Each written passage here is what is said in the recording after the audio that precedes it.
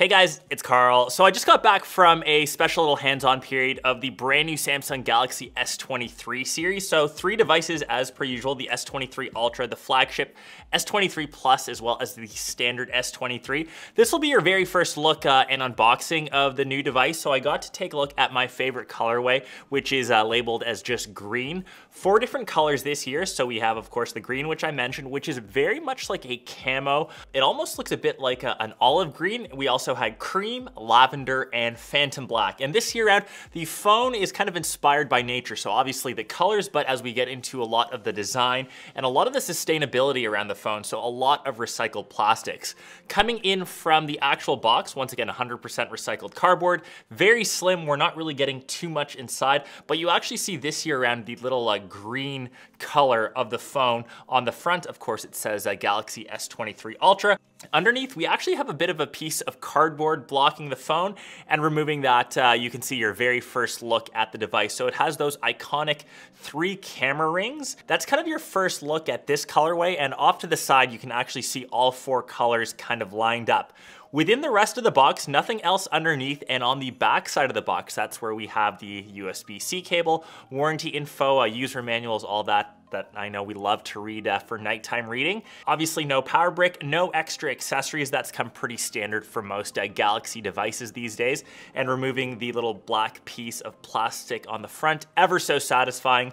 And we're greeted with the display. So as we boot this on, there's actually a few differences on the display. It's still 6.8 inches, it's Super AMOLED, it still has an adaptive refresh rate, but we know that the Ultra series tends to have that curved display around the sides. So this year around on the 23 Ultra, it's actually a bit more flat. It still has a curve, but it's less pronounced than, say, the S22 Ultra. I think a lot of people that prefer the flat displays will rejoice. You can still definitely feel a bit of a curve, but it's definitely less than last year. And if you go into the S23 Plus and S23, those have a flat display, 6.6 inches and 6.1 inches respectively. It's also the first phone that uses a Gorilla Glass Victus 2 Glass, so the 2nd gen. It'll be interesting to see how this holds up over time for scratches, but because of the less pronounced curve, the Ultra series should be easier to apply a screen protector. So I'm always a big fan of that, protecting your screens because glass has kind of gone down in softness to help with the shatterability. It's a word that I've just invented. Sometimes surface scratches are easier to get, so just keep your devices protected for sure. So furthermore to the Ultra series, just like we saw in the previous gen, this is the phone that gets the good old S Pen. So it is color matched just on the end tip. The rest of the pen is still black. No new updates coming to the S Pen, but kind of moving forward, we've kind of seen the death of the Galaxy Note series, sadly. That thing hasn't got an update in years now, so just expect the Ultra series always to carry the S Pen. So if you are an S Pen fan, I honestly think I like to use it to sign documents. Sometimes I draw the occasional thing, but I find my use with the S Pen kind of drops every single year. I find that I don't use it that much, but it's nice to have if you're a fan of the Ultra series. So moving on over to the back. So we've got a big change this year. So this is the first time Samsung is introducing a 200 megapixel sensor. So obviously a ton of megapixels. It actually combines 16 pixels into one larger pixel. So we're technically binning, but some of the quick little sample shots that we used it for in the demo area, we were able to zoom in on some of these sticky notes that they wrote on the wall. Just because we have that extra megapixel count lets you crop in additionally and use those photos as standalone. So definitely a great feature to have. You won't need to zoom in as far, and just taking a standard photo, you're able to once again crop in and use extra real estate. So that's nice to have. Obviously more in-depth testing will be done once I get my actual device here in studio and I can actually take some real photos. There's also improvements to nightography or low light photography, especially for that front-facing camera. It's an area where most phones struggle with. Once again, I'll have to test that out a bit more in person. But for the rest of the camera, it does have 2 times better optical image stabilization, still records in 8K 30 FPS. All those goodies, you've got all the different pro modes that you can choose from as well. And I guess the biggest physical change coming to the camera design, if you actually go lower into the S23 Plus and S23, you'll see that they share the same design language. So previously you had the small little cutout chipsets. Now they're all the individual floating camera modules. So the design, I guess, language looks the same across all three devices. The biggest telltale sign would be the overall size of the device and of course the screen. And lastly, internally for the chipsets, they are rocking the latest Snapdragon 8 Gen 2 platform. That's the same chipset that when I went to the Snapdragon conference in Hawaii, got to see that in action. So definitely will be a top performing device. Anything that you throw at a flagship these days tends to perform very well. And a 5,000 milliamp hour battery for the S23 Ultra, and the S23 Plus and S23 have a 200 milliamp hour increase for both of those models. So that's pretty much being your first look at the S23 lineup.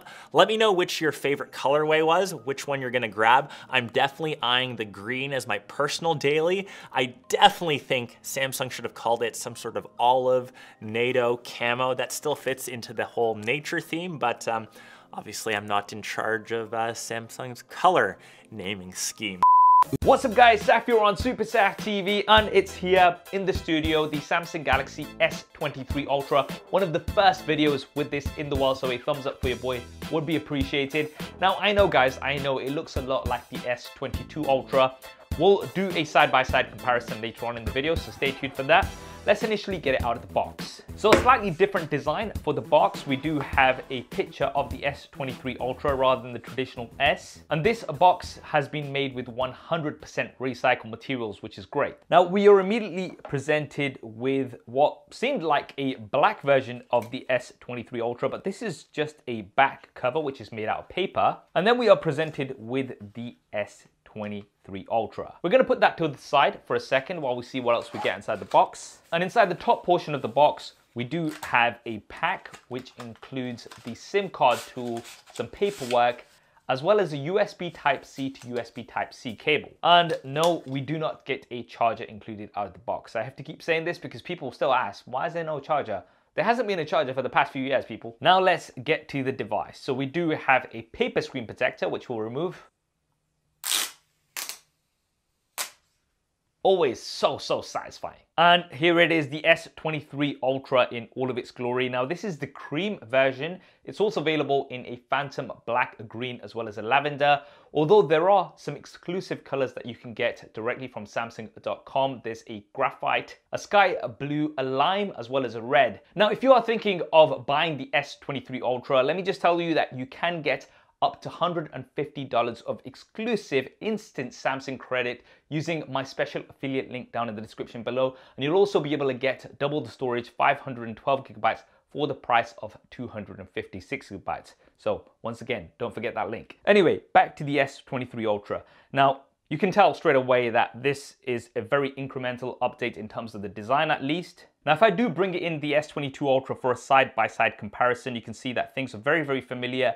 The S23 Ultra is just a few grams heavier, and we have the same triple ring design. The two differences that we do have are firstly, the edges are now less curved compared to the S22 Ultra, which gives you more of a flat surface area and even more of a boxy look, which I do like. And also the camera rings are now larger because of the new cameras, which we'll talk about a little bit later. So if you have a Samsung Galaxy S22 Ultra case and you were wondering if it's going to fit the S23 Ultra, then no, unfortunately, it's not going to fit. Right, now this is still IP68 water and dust resistant. We have Armor Aluminium for the frame, and we have Gorilla Glass Victus 2 for the front and back. Now this is one of the first devices with Gorilla Glass Victus 2, which improves drop performance on rough surfaces like concrete. I'm not going to drop this to find out, but I'm sure others will do. And we've also got 22% recycled glass, which is great.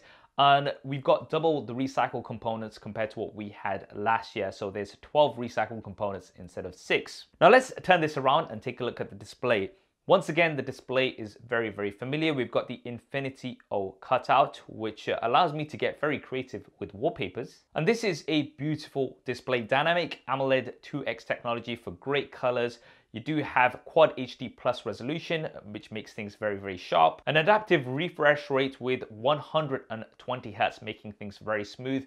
And this is using LTPO 3.0 technology. and it can go all the way down to just 1 Hertz, making things very efficient. Now, the peak brightness is still the same as last year, so it is 1750 nits, which is very bright, not as bright as the iPhone 14 Pro Max. But Samsung is now using advanced vision booster technology, which adapts the display based on the lighting around it, and it's supposed to do this very efficiently. Now, we still have the ultrasonic in-display fingerprint scanner. This is the 3D sonic sensor from Qualcomm, and it is my favorite fingerprint scanner. It's the same as what we've got on the S22 Ultra, but that's not necessarily a bad thing because it works really well. Right, we have to now talk about the cameras. So what's new? Well, the front-facing camera is completely new. It's a new 12 megapixel sensor with dual pixel autofocus. Now, this is going to allow you to focus in closer for your selfies. It's something that the S22 Ultra didn't have. But I know you guys really want to talk about the rear-facing cameras. So as before, we do have a quad rear-facing camera setup. There's an ultra-wide camera, which is 12 megapixels. This has autofocus, which means you can go in closer for macro shots with this too. There are two 10 megapixel telephoto cameras. One is at 3 times and the other is at 10 times. You can extend that up to 100 times for space zoom, and if you really like to take pictures of the moon. Now, as far as I can see, these 3 cameras are pretty much the same as what we had last year. However, we do have a new ISP image signal processor with the new chipset, which we'll be talking about a little bit later. The biggest hardware improvement for the cameras is the new 200 megapixel primary camera. Now, this is going to allow you to capture lots and lots of detail, and in low light it'll allow you to combine 16 pixels into one for improved low light performance, and in good light you can combine 4 pixels into one to get high resolution 50 megapixel images. There's also improved OIS, so it's 2 times wider optical image stabilization. Now we have expert RAW up to 50 megapixels, allowing you lots of control, and astrophotography as well if you want to go out in the middle of nowhere with a tripod, which I'm probably not going to be doing. What I will be doing, however, of course, is the Supersaf style camera comparison of this versus the iPhone 14 Pro Max. If you want to see that, make sure you smash that like button and also subscribe and hit that bell icon so you're the first to see it. I'm going to get working on it straight away. We've also got some big improvements for video. Firstly, 8K 30 frames a second. Traditionally, Samsung devices have only been able to shoot at 8K 24 frames a second. 24 frames a second is my preferred frame rate to shoot at. However, this was not consistent with the frame rates of the other cameras. Now you've got 8K at 30 frames a second, and also it's not going to crop in as much. Samsung devices traditionally crop in quite heavily on 8K, but now it's not going to do that. You've now got portrait video in 4K. Before it was just at 1080p, and you've also got super steady at Quad HD resolution. Before it was at 1080p and it really hadn't changed for quite a few years. I mean, I was complaining about that. I'm sure Samsung watched my video and bought this improvement. It's either that, maybe not, but Apple did introduce high resolution for their portrait video, which is cinematic video, and their action mode, which is the equivalent of super steady. So it looks like Samsung is trying to match that. There's also super HDR video, 4K 60 frames a second. Again, I'm going to be testing all of these things out. Now, some of these improvements, as mentioned, come thanks to the new image signal processor, which is part of the new chipset, and that is the Snapdragon 8 Gen 2 for Galaxy. Now, both Samsung and Qualcomm have said that this is the most powerful Snapdragon on any device right now, and this is because it's got a high clock speed compared to the regular Gen 2. And in terms of improvements over last year, you're looking at around 34% faster CPU performance and up to 41% faster GPU performance. Now, that obviously means this is going to be one of the fastest devices out there. But what's more important is the fact that this is the chipset that's going to be on across the board. So whether you're in Europe or the US, you're still going to get that same 8 Gen 2 for Galaxy chipset. Traditionally, Samsung devices have an Exynos chipset in Europe and they have the Snapdragon chipset in the US. And there's been years of endless debate on which one is better at what. And for me, mainly, it's just been a case of inconsistency. If you're in a different region, you're going to be having a slightly different experience, which isn't the best. However, now 8 Gen 2 across the board. Love it. Now, the speed and performance is also going to be helped by the RAM and storage. So we do have LPDDR5 plus RAM, 8 gigabytes as a base, which is going to come with the 256 gigabyte version, but you do get 12 gigabytes with the 512 or 1 terabyte version. Now, this is also LTPO 4.0 storage. So again, it's very, very fast storage. And I still have to say this because so many people still comment about this. No, there is no expandable storage. There hasn't been for quite some time. Now, we've also got a large vapor chamber. When Zach opens this up, we'll find out exactly how big. Now, let's take a quick look around the device. So on the top, we just have a mic. On the left-hand side, we have the volume rocker as well as the power button. Nothing on the right-hand side. At the bottom, we have a SIM card tray. There's a USB Type-C port. There's one bottom firing speaker, and this pairs up with the speaker in the earpiece, giving you stereo speakers with Dolby Atmos. And then, of course, we have this little thing. This is the S Pen. Now, the S Pen hasn't actually changed compared to what it was last year, so it is practically the same S Pen. Shall I try to put in the S22 Ultra S Pen into here? It might break, but let's try it. A few moments later. All right, here goes nothing. This is the S22 Ultra S Pen. And yeah, it fits. It's exactly the same. So yeah, the S Pen, 2.8 milliseconds of latency, which is still really, really good. And you can still use it remotely, so you can use it as a trigger for your camera. And you've also got handwriting recognition, which is going to work across many more Google apps now. Right now for the battery, we do have the same size battery as the S22 Ultra, 5,000 milliamps, which is still a big battery. And with the new chipset, it should make it more efficient, giving you better battery life. Of course, I'll be testing that out and giving you my true experience in the full review. And charging hasn't changed, so you do have support of up to 45 watts. Again, you're gonna have to buy that charger separately. And we do have wireless charging, so it's up to 15 watts. And you can also charge other devices on the back of this with reverse wireless charging, which Samsung calls PowerShare. Right now for the software, this does come out of the box with Android 13 with Samsung's One UI 5.1.